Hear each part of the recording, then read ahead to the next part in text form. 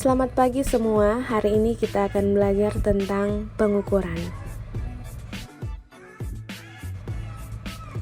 Pengukuran adalah proses membandingkan suatu besaran yang diukur dengan besaran sejenis yang digunakan sebagai satuan.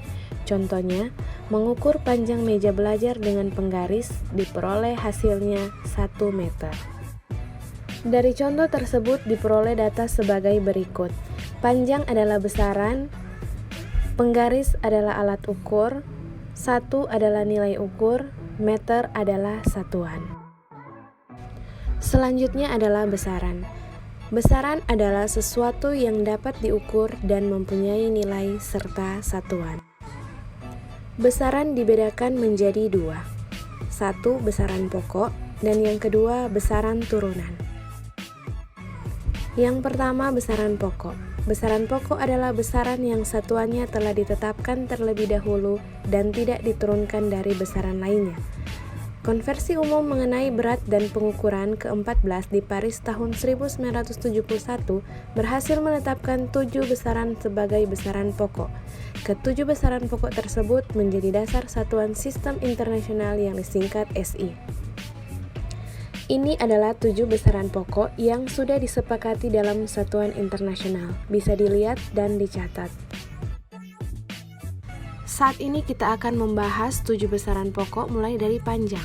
Panjang adalah besaran yang menyatakan jarak antara 2 titik. Satuan internasional untuk panjang adalah meter atau disingkat M.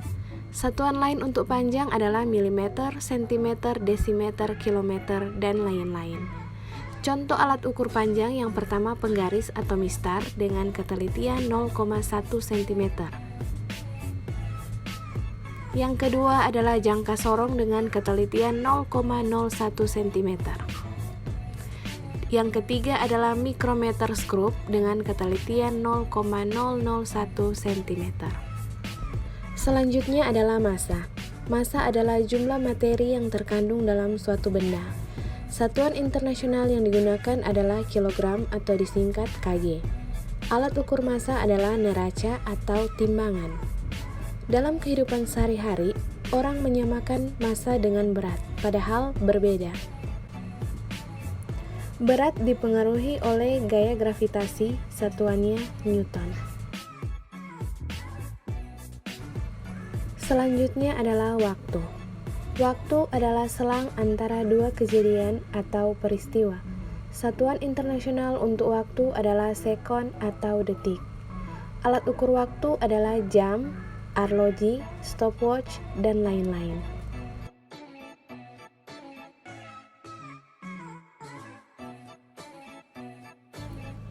Saat ini kita akan mempelajari mengenai besaran turunan.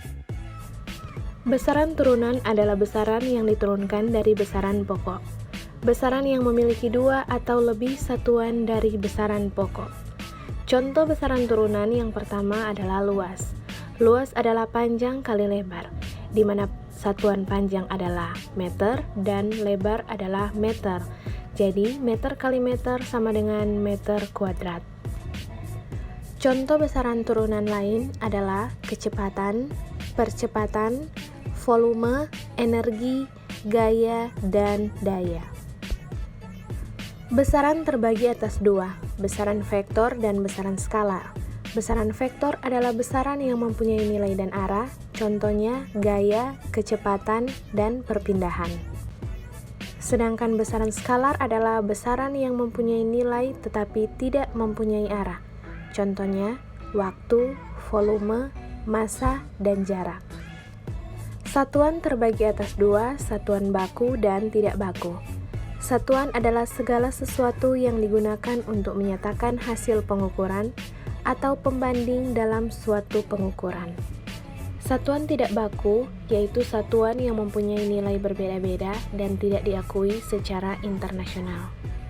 Contohnya yang pertama jengkal. Jika ada 2 orang yang mengukur meja dengan menggunakan jengkal, maka hasilnya juga akan berbeda, karena setiap orang mempunyai jengkal yang berbeda-beda.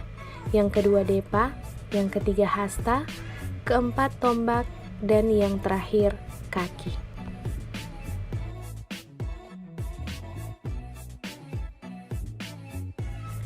Selanjutnya, satuan baku.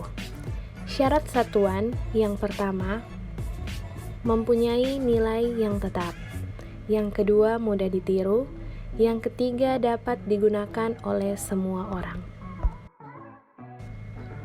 Contoh satuan baku yang pertama, meter. Yang kedua, kilogram. Yang ketiga, sekon. Di samping ini ada tangga satuan panjang. Setiap turun satu anak tangga dikali dengan 10 dan setiap naik satu anak tangga dibagi dengan 10. Selamat belajar!